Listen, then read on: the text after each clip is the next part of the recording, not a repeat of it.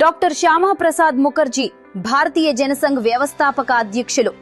సాంస్కృతిక ఆత్మవిశ్వాసం, జాతీయ సమగ్రత మరియు స్వయం సమృద్ధి ఆధారంగా ఒక జాతీయవాద ప్రత్యామ్నాయంగా 1951లో జనసంఘ్ స్థాపించారు.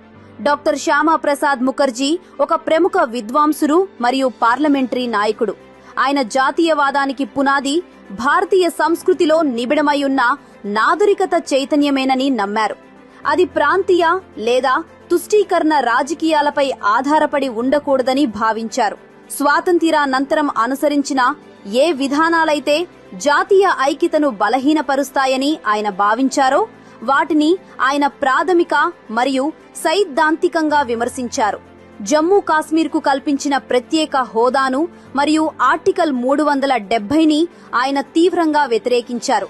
ఒకే దేశంలో 2 రాజ్యాంగాలు, 2 ప్రధానమంత్రులు మరియు 2 జెండాలు ఉండకూడదని ఆయన స్పష్టంగా చెప్పారు. 1953లో ఈ వ్యవస్థను సవాలు చేస్తూ ఆయన పర్మిట్ లేకుండా జమ్మూ కాశ్మీర్లోకి ప్రవేశించారు.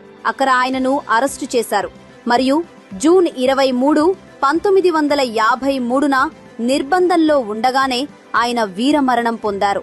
1951 నుంచి 52 వరకు సాధారణ ఎన్నికల తర్వాత పార్లమెంట్లో మొట్టమొదటి వ్యవస్థీకృత ప్రతిపక్షధారను నిర్మించడంలో డాక్టర్ ముఖర్జీ కీలక పాత్ర పోషించారు.